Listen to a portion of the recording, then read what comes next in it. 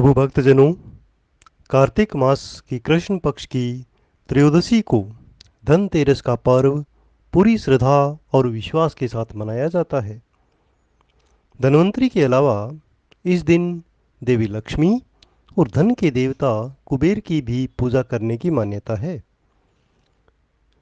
इस दिन धन्वंतरि जी के जन्म लेने की कथा के अलावा एक और कथा भी सुनाई जाती है, जिसे हम धनतेरस की लक्ष्मी जी की कथा कहते हैं। कहा जाता है कि एक समय भगवान विष्णु मृत्युलोक में विचरण करने के लिए आ रहे थे। तब लक्ष्मी जी ने उनके साथ चलने का आग्रह किया। तब विष्णु भगवान ने कहा कि यदि मैं एक बात कहूं और तुम वैसा ही करो, वैसा ही मानो, तो चलो। तब लक्ष्मी जी ने कहा ठीक है, जैसा आप कहेंगे मैं वैसा ही करूंगी। और लक्ष्मी जी भगवान विष्णु के साथ भूमंडल पर आ गई। कुछ देर एक जगह घूमने के बाद भगवान विष्णु ने कहा कि जब तक मैं आऊं नहीं तब तक तुम यहीं ठहरो। मैं दक्षिण दिशा की ओर जा रहा हूं, तुम उधर मत आना। विष्णु जी के जाने के बाद लक्ष्मी जी के मन में कौतूहल जागा कि आखिर दक्षिण दिशा में ऐसा क्या रहस्य है जो मुझे मना किया गया है और भगवान स्वयं चले गए। लक्ष्मी जी से रहा नहीं गया।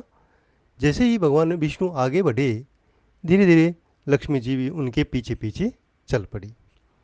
कुछ देर आगे जाने के बाद उन्हें सरसों का एक खेत दिखाई दिया, जिसमें बहुत सारे फूल लगे हुए थे।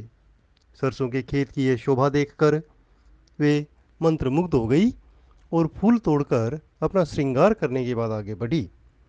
आगे जाने के बाद उन्होंने देखा कि वहाँ एक गन्ने का खेत था। लक्ष्मी जी वहाँ गन्ने के खेत से गन्ना तोड़कर रस चूसने लगी। उसी क्षण विष्णु जी वहाँ आ गए। यह देखकर लक्ष्मी जी पर वे नाराज हुए और उन्हें शाप दे दिया कि मैंने तुम्हें इधर उधर आने से मना किया था, पर तुम नहीं मानी और किसान की चोरी का अपराध कर बैठी।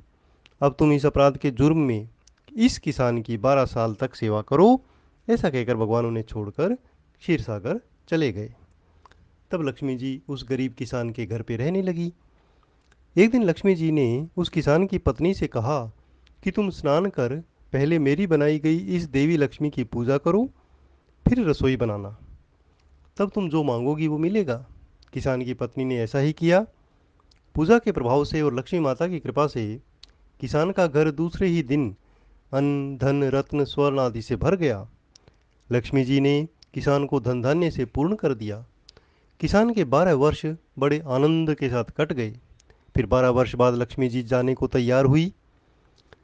विष्णु जी लक्ष्मी जी को लेने आए तो किसान ने उन्हें उनके साथ भेजने से मना कर दिया।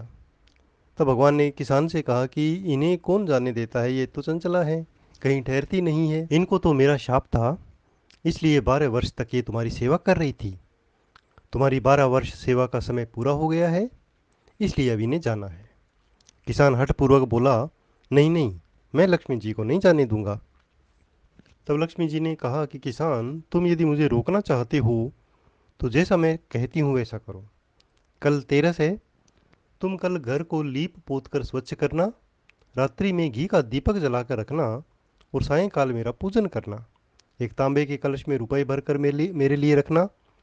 मैं उस कलश में निवास करूंगी, किंतु पूजा के समय तुम्हें दिखाई नहीं दूंगी। इस एक दिन की पूजा अगर आप करोगे तो वर्ष भर में तुम्हारे घर से नहीं जाऊंगी। यह कहकर वह दीपकों के प्रकाश के साथ दशों दिशाओं में फैल गई। अगले दिन किसान ने लक्ष्मी जी के कहे अनुसार पूजन किया। उसका घर धन धान्य से पूर्ण हो गया। इसी वजह से हर वर्ष धनतेरस के दिन भी लक्ष्मी जी की पूजा होने लगी। ओम महालक्ष्मी नमः।